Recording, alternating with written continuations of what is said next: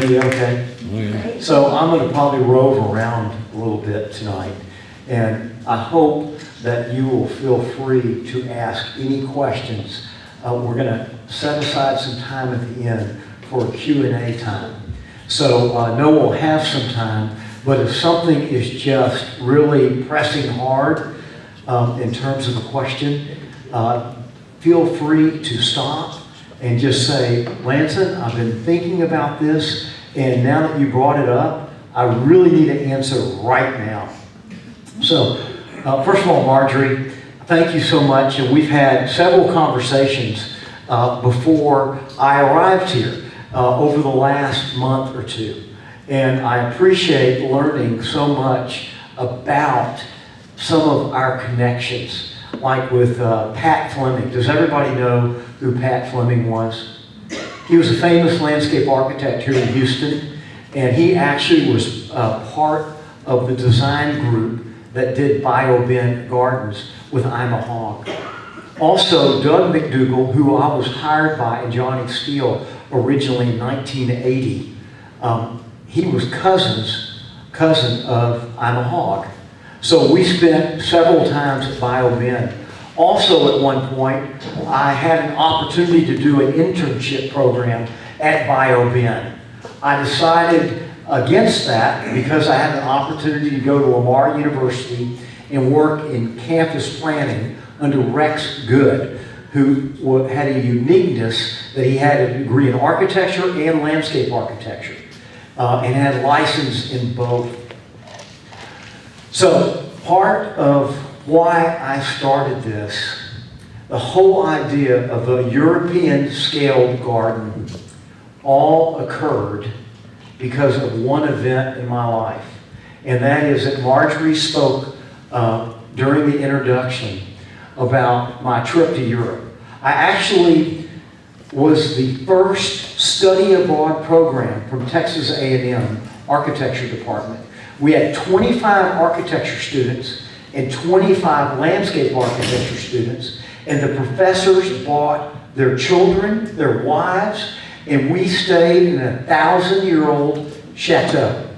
And the place where we did all of our drafting and design work was in a horse stables. And we found doors that had a flat side on them, and we put them on horse troughs in the stable area. And we connected heaters because it was in the middle of winter. And that's where we did all of our drafting.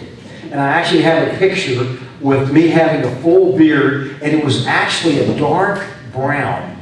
Can you imagine that? And I loved it. I saw the essence of what classical design is. Now, y'all might be saying, well, I'm just interested in roses, and so what does classical design have to do with roses? So the main aspect of the classical idea of roses comes from a little known idea that came to me probably about 10 years ago, and we call it the 3 Ps. The 3 Ps include personality of the client,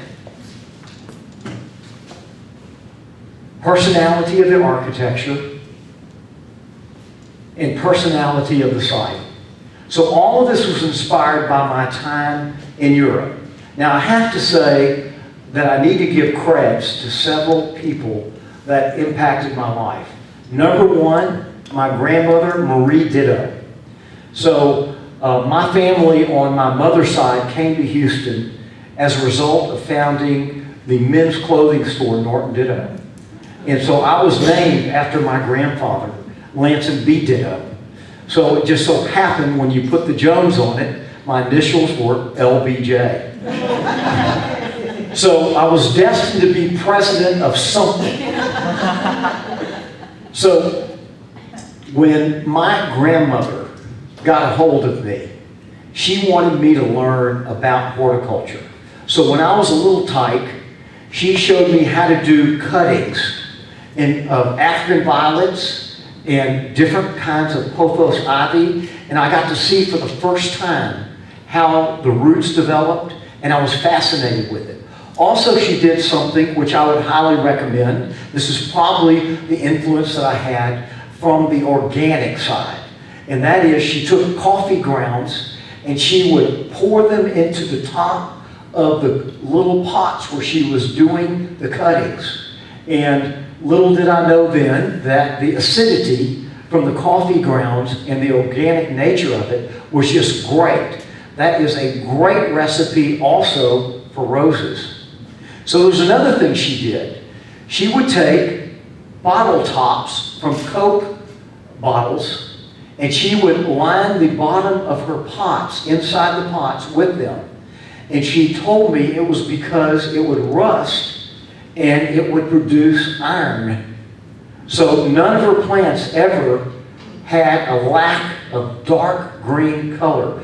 Now, I was 5 to 7 years old when she taught me all of this. And I spent as much time with her as I could.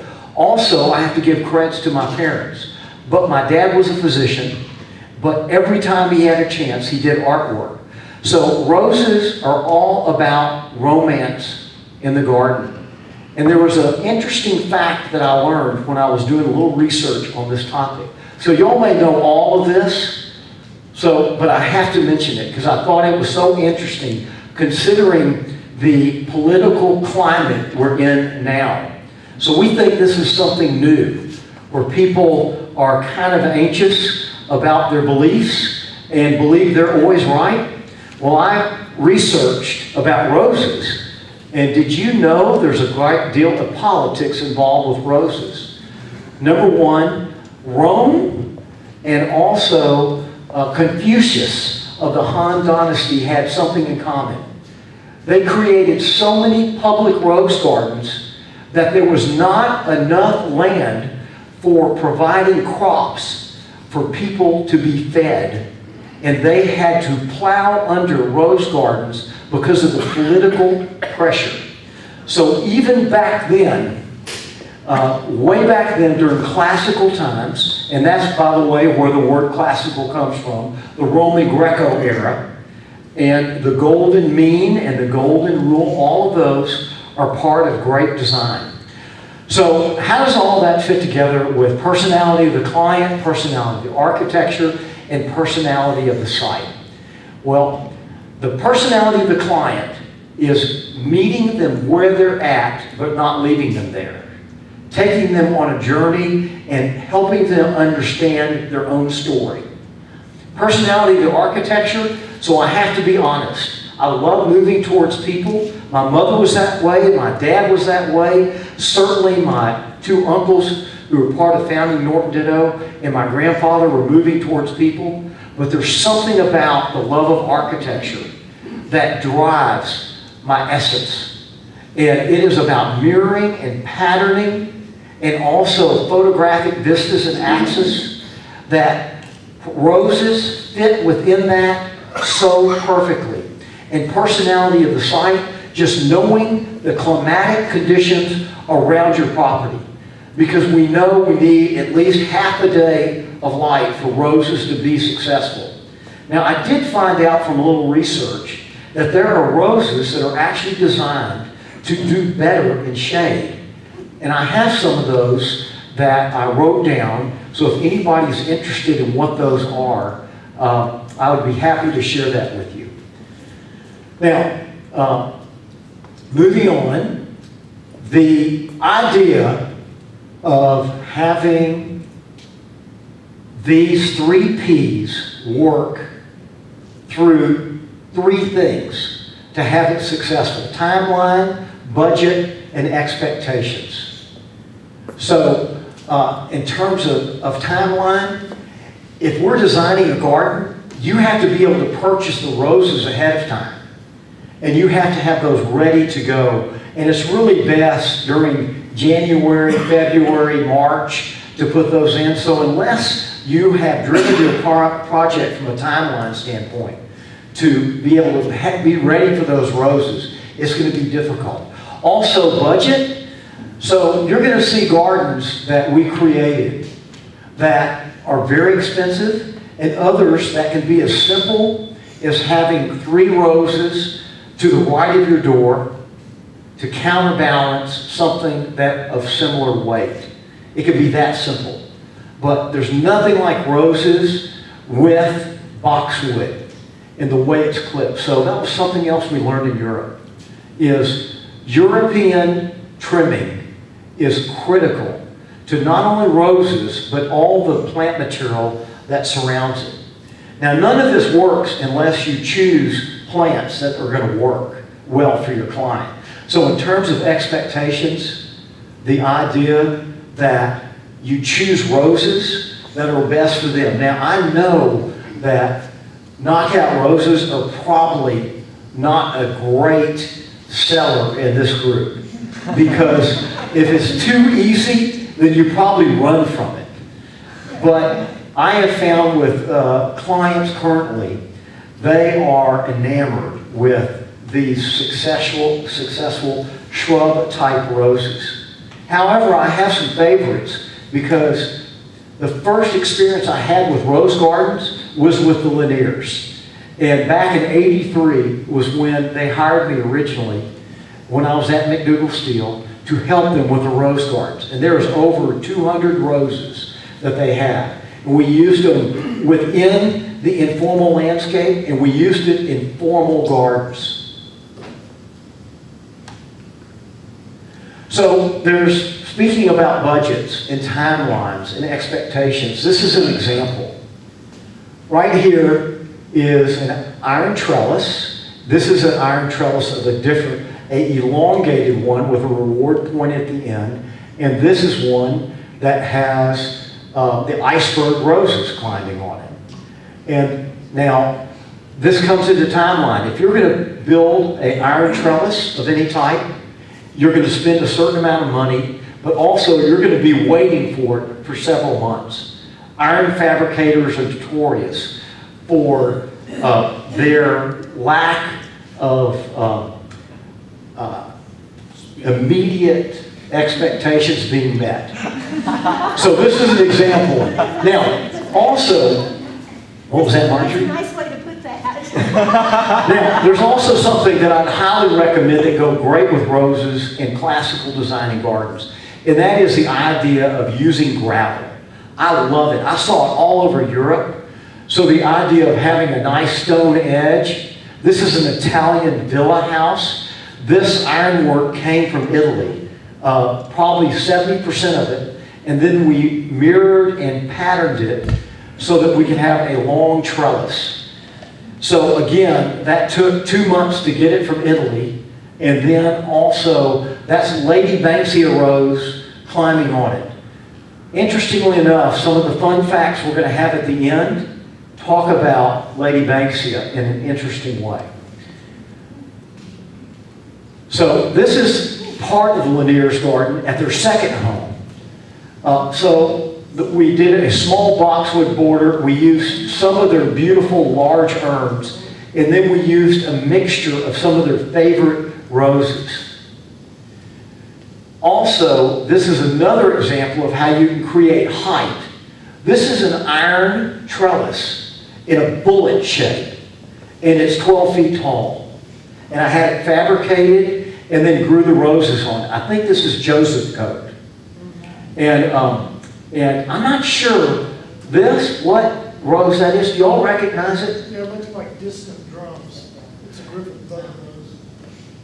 But this in combination with Plactranthus, that blue-purple color. So I would just say, don't be hesitant to use seasonal color in combination. That will be a striking contrast. Now, this is a current garden that we maintain. I did a master plan for them. Another connection with Marjorie. This is a Pat Fleming garden that I started with. And then I modified the paving. I created new venues. We used the sculpture that was by their pool area. We created hedging so that we can have a beautiful centerline axis. We incorporated gravel bands. By the way, all of this I saw in Europe. So the idea was to take these ideas from Europe and scale it to work for clients in Houston. Now, everything has to start with an idea. So we said timeline, budget, and expectations. So the only way you can meet a client's expectations is to physically draw something that will tell a story. So for instance, these pots right here were ones that took 2 months to get. And then we created stucco pedestals, and then we created a fountain. So that was another thing I learned from Europe, is the combination of water and the sound of it, along with contrasting colors that we've already spoken about, and then the beauty of combinations of objects and pots. So if you notice, I had this labeled fruit trees, but this would be ideal for tree roses. I don't think tree roses are used enough. And I don't know if you noticed in the Lanier Garden how there were tree roses. Now, tree roses are interesting because they anchor. So put one on each corner of a quad garden. So one in each of the 4 corners, and it's beautiful, and it anchors it. And then you have your shrub roses, and then you combine it with boxwood. And you do shapes and patterns.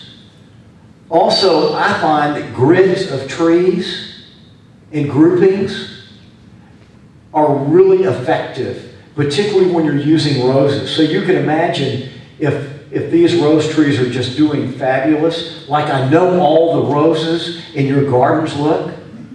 So let me just say, the higher you can get roses off the ground and get good air circulation, and it also makes the bugs work harder because they have to climb up the pots. So this is an example of another rose tree in the same garden in creating an outdoor fireplace. Of course, everybody's probably laughing because you're in Houston in 100-degree weather, and when do we get to use an outdoor fireplace? Well, funny enough, I have clients that are using it tonight because it's quite pleasant outside.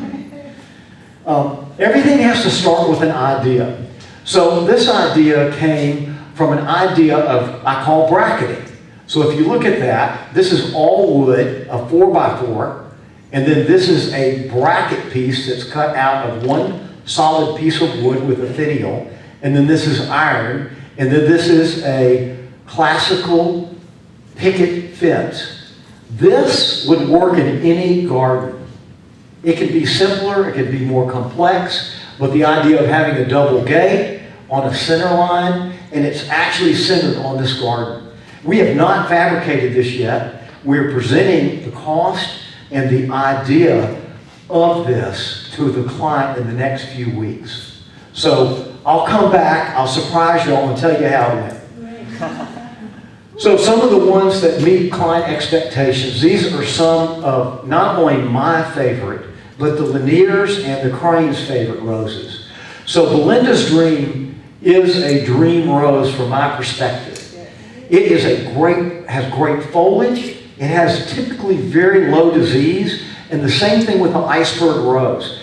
And particularly the Iceberg Rose works well as a climbing rose, as a shrub rose, and there's nothing like white in the garden. So I love theming gardens. Some are blue gardens, some are white gardens, but there's nothing like an Iceberg Rose. So also, my friend, and one of the people that hired me at McDougal Steel was Johnny Steele. I don't know if he's ever spoken here or not, but he is a great mentor of mine. And he just put in this on the man house, this European rose, and it just so happens it was the Crane's favorite when I helped them out with their apartment complexes and with City Hall and the airports. We incorporated European roses. That was before the knockout rose became very popular.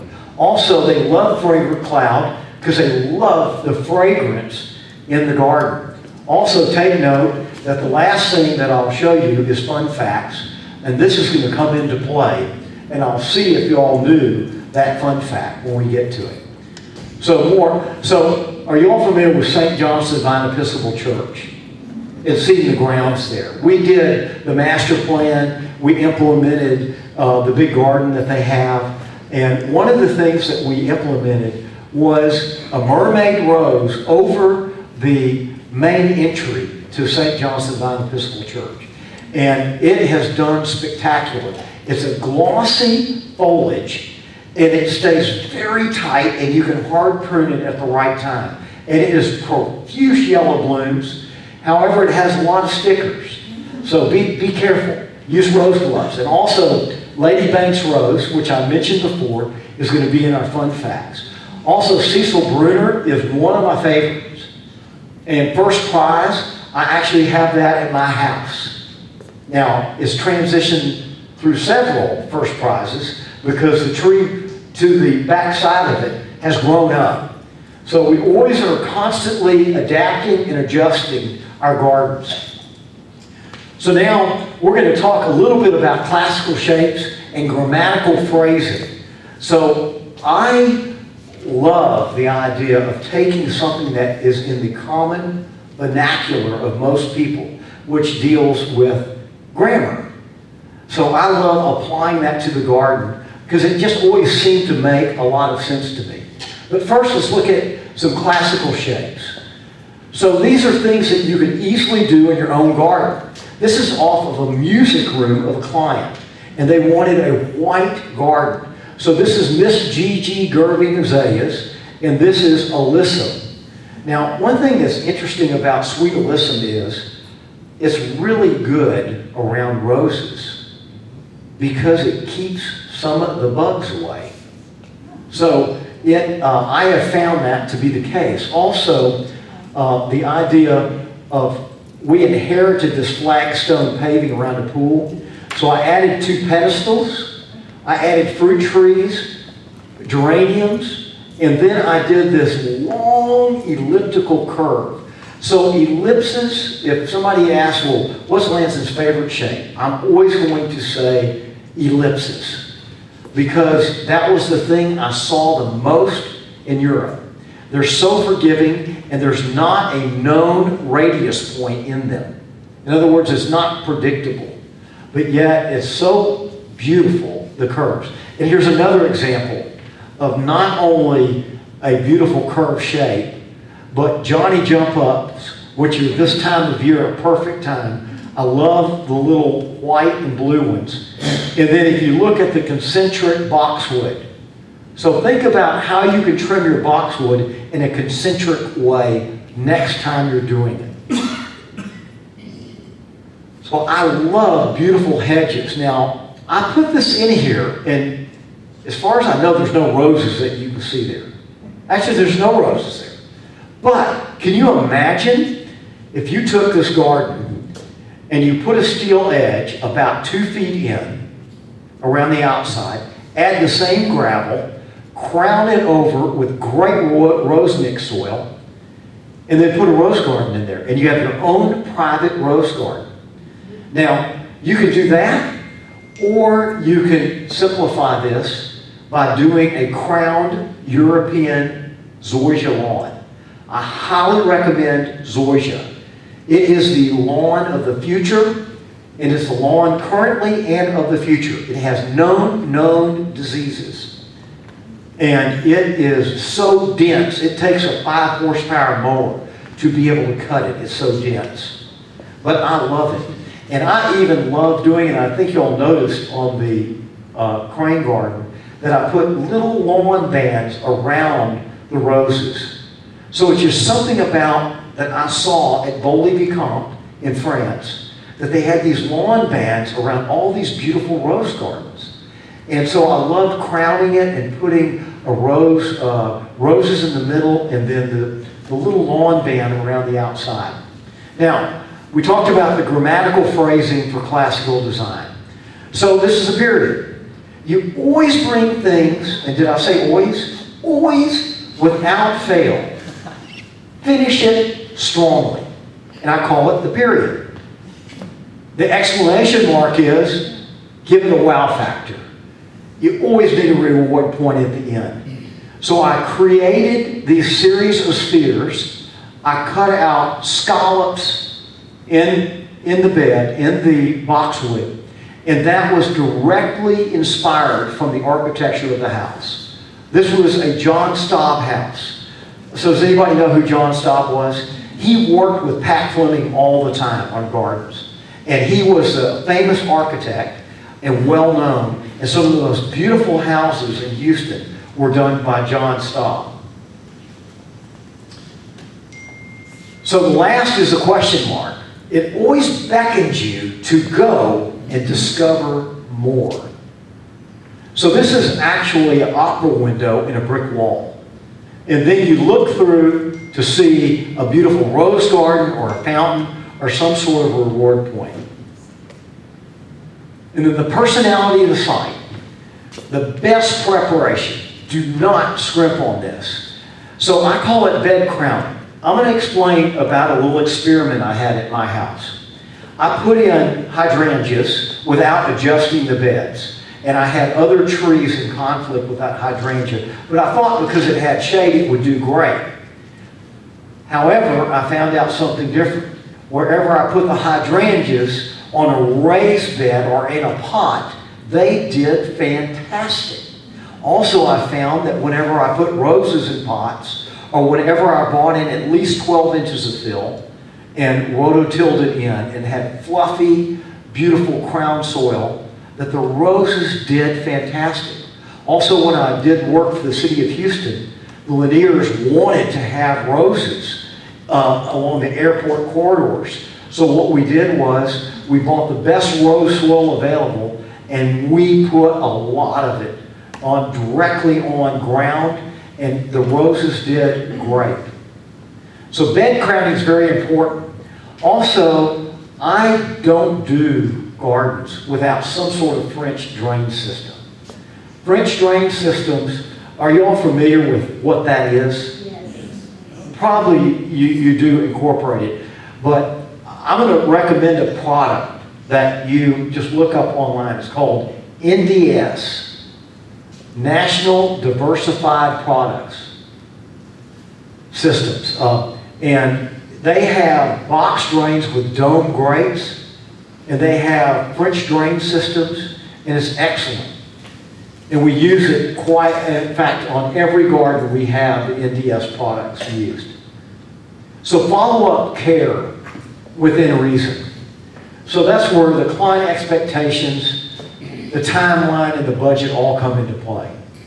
So do you want maintenance where you have a crew coming twice a week? I don't think so. But we do have clients that have requested that. And particularly ones with particularly large rose gardens. And we try to incorporate as much organics as we can with roses. And I think the best preparation is two things. One, the bed crowning. Now this is something I would write down. It is a product from Mike Sarant at Environmental. He is a preeminent expert on organics, and it's called Ocean Harvest. I would use that, and it's called Lastest Juice, because it resurrects everything. Spray it on the roses, put it in the soil, put it on your trees, and it is fantastic. And last... Is that Microlife? Microlife. Okay. Yes, it is fantastic products. So if you just want one, he has a whole line of them, but I just find it's just great. I've used it on my own personal house.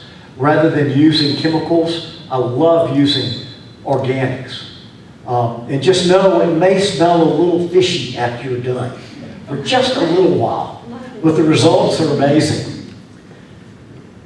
So also, as an extension of the European scale garden idea, that's why we started Lanson B. Jones, Floral and Events.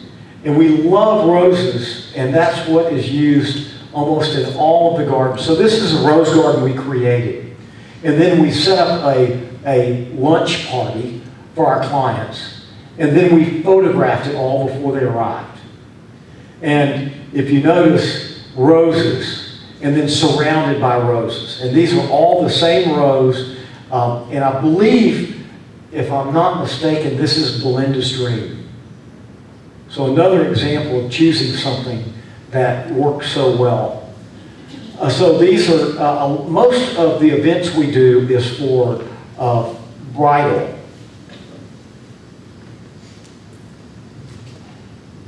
And what's interesting is we do the table settings, we pick out all of the objects and the silverware, and I just always love a well set up table. And also, a lot of times, speaking about meeting clients' expectations, the idea of taking some of their pieces and incorporating it into the dinner party. So this is the fun facts. So this is what I've been waiting for all night to talk about the fun facts. The world's got its first blue rose in 2004. Now this is just something that I didn't know about. Because y'all have seen the orchids that are dyed blue, so I just thought the rose was dyed. I never knew it was an actual rose. So when I was looking it up, I thought, well, isn't that interesting? And then the largest and tallest rose in the world is in India. It has over 200,000 blooms. It is 23 feet tall, and it has a 12-foot trunk on it. That's how big this is. And it is, I was amazed by that. And then David Austin grew the costliest rose. The research he did on getting this rose out took him 15 years of breeding, and it cost him $5 million.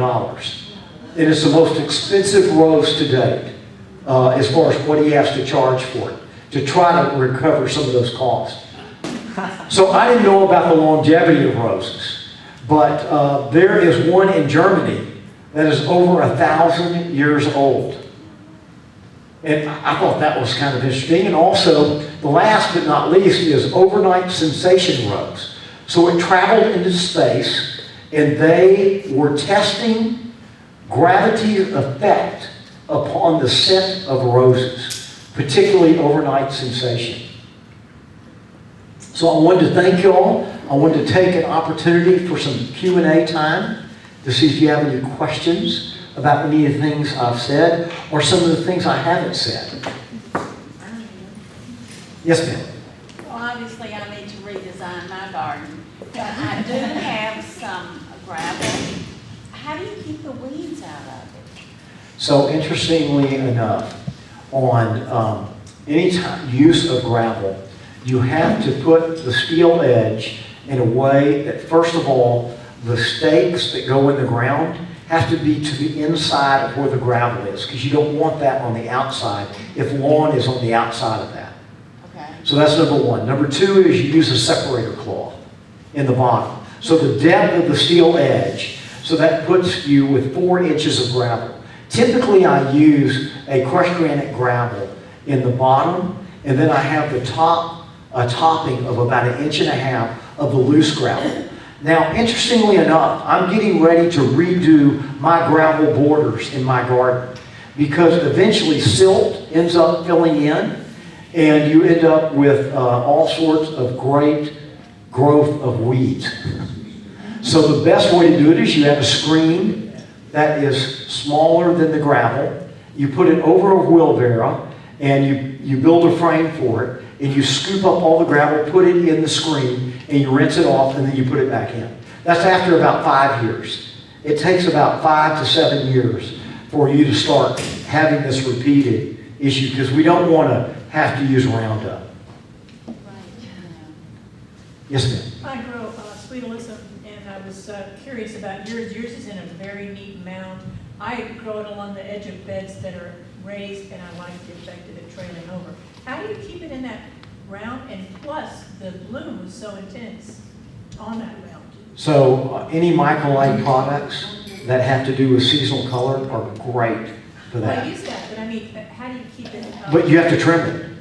You just... Don't be afraid to trim seasonal color several times during the season. We think, oh, it's going to hurt it, but it doesn't.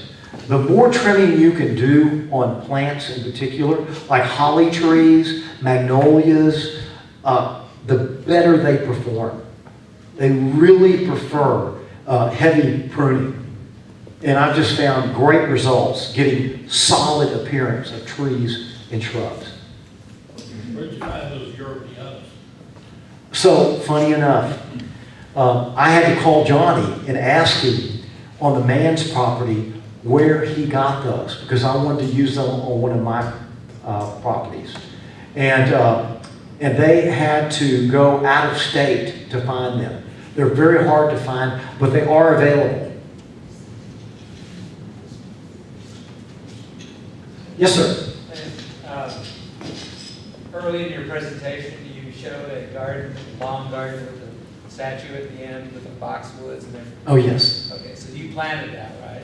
Yes, sir. Okay, so compared to when you planted it to when you took that picture, how long did it take to get looking like that? You mean the box was being solid? Well, just the whole garden, what do you have? I would say that most gardens are a labor of love. I always try to set clients' expectations to be realistic about, the zoysia lawn I showed you. For the first year and a half, you're going to have nut grass in it. It's just the way it is. And you have to pull it, and that's just the best way to do it. And then after that, when the turf gets really dense, and all of your neighbors are having sod webworm and brown patch, and all of that St. Augustine has, and your garden, your lawn is just looking better and better and better. And by the way, you can put that zoysia lawn in 4-inch cutouts in your driveway. And with a little drip irrigation line, and I've had zoysia lawn alive to this day, never lost a stitch on it at a client's house, and it's been 15 years. That the same zoysia lawn, it loves heat, and it doesn't mind the heat of concrete, and it's in a blazing hot area in the middle of the driveway. As a matter of fact, guess what the shape is in the driveway? The cutout. Ellipse. Ellipse, yes. It was ellipse. Okay, yes. You mentioned that you had roses that would grow in shade. Yes. Elaborate on that. I have a list. So I'm going to give you a book that I found fascinating from a historical standpoint and also from a factual standpoint. And it is Ortho's Complete Guide to Roses. So it has great history, and it also has these great little areas where it talks about things. For instance, let me pull up one. Actually, I'm going to pull up my sheet from here because I put them all on a separate page. So in this book, listen to these categories. They're great categories. Good roses for edging. Good roses for disease resistance. Good roses for hedges. Good climbers for small spaces. Top roses for hot climates. We certainly meet that criteria. And then good roses for ground cover. And then roses tolerant of partial shade. So I'll just mention. So Abraham Darby is one. Amber Queen. Angel Face, which everybody is very familiar with. By the way, on this list, and it's smattered throughout the book, many of the same roses keep showing up, which tells me, oh, the light bulb goes off. That's the rose I want to use because that's going to have less disease, and it is tough. I said, it must be an Aggie. And then also good roses, yeah, I covered that for hedges. But anyway, I will send this on. But the book, if you get the book, you're gonna love that book. And the part about Rome and Confucius was just a small part of the history of roses. Also, the third thing I didn't mention was that the Rose Wars, the 7-year Rose Wars, that's what it was called. And so that's as political as it gets. And it's just interesting, all these tremendous kings and that go back 1,000 years had rose gardens, and they wrote about them. They romantically talked about them. They wrote about them in literature. They probably, I bet you could find them on the cavemen's walls, the rose that he gave. Other questions? Yes, Marjorie. What about zoysia? But before I get to that, if you would like to give us that list, or send it to me, scan it, send it to me. Oh, we'd be happy to. We can absolutely put it in our newsletter. And I'll put the cover of the book. Great. I'll scan that so you can see it. Yes, sir. Do you know copyright on that? I, I mean, I went through some old stuff I had, and I had that one from 1978. And a lot of it, yeah. So Arthur. it's probably as long as I probably had it. And the other question I had was about the zoysia. Does it stay green in the winter? No, but you can get it to be green with micro-life products by simply putting it on just at the end of summer before you go into your first freeze. And if you don't have a hard freeze, it will stay green. Also, something else that's kind of, you all may say, oh, that's not so good. But you can dye it too. There is a phototropic dye, and that's what golf courses do. So when you see in Wimbledon tennis, they use a phototropic dye to make it stay green, particularly if you have a party. I'm not saying right. Will it die off in a hard freeze, or will No. it just lose color? No, it is very freeze tolerant. I've never seen it have problems. No. The blue rose you mentioned, do you have a name? It is in the book. That's all I can say. Are the stems and foliage blue? No, because that means it was dyed. Was that a I'm trying to catch you kind of moment? I've seen pictures of blue roses before, and the only problem with trying to market them was they couldn't get foliage that wasn't blue. Oh. I mean, a blue rose needs to be on green foliage if you're going to sell the thing.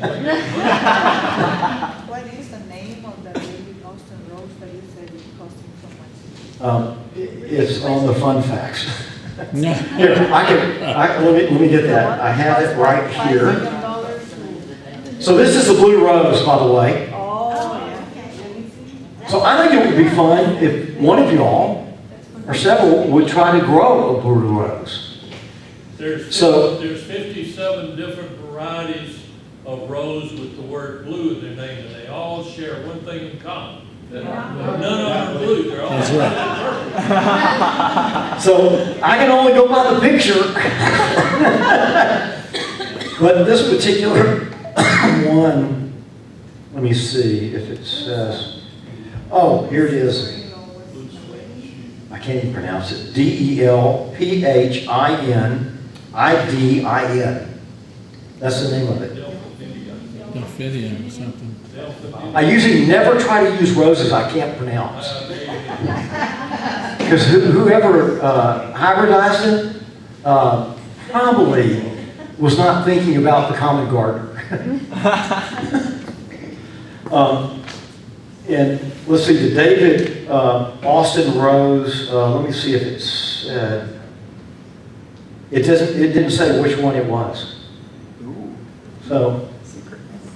So more questions, yes? It's not really a landscape question. I live in a mission-style house. Would you think that the garden needs to kind of mimic those straight lines, or would you try and soften them?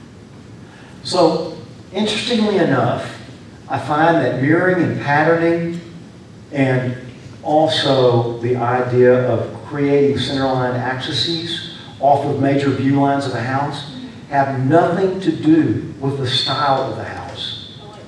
It's the way you interpret it. So for instance, if it's an English house, this is the way I interpret it. English means castles and protection and heavier idea. It's not lacy like French ironwork. So in French gardens, it's more romantic, it's really light in appearance, and mission style came originally from a craftsman era. And Frank Lloyd Wright was very famous for creating that. His was more heavier, so it took on more of an English. If you're just, I know it's modern, but it took on an English appearance of being very low and projected lines. So what I do is I think, how can I project out the lines of a garden? So I'm going to create very elongated lines, probably parallel or perpendicular to the house, by creating bands and then lowering the lawn with lawn steps. So that's one thing that you can do. And if you're going to use roses in that case, I would bring the roses to the perimeter of the house because the house is already low. So anything high that you put in front of the house is going to make it look lower. So here's another point that you might want to write down. And it's what our mind thinks like. First of all, always, always, always trim dead reckon level. Take a string line, put stakes on both ends, put a little bubble level that you can get from Home Depot, and create a level line, and then trim to that. Also, the mind always, always is seeking patterns. So create classical patterns that the mind can rest on. That's where the idea of the grammatical phrasing came from. That you're always wanting to rest the eye in the garden. So that's why I created the idea of the period and the exclamation mark and the question mark. Because you always got to finish strong.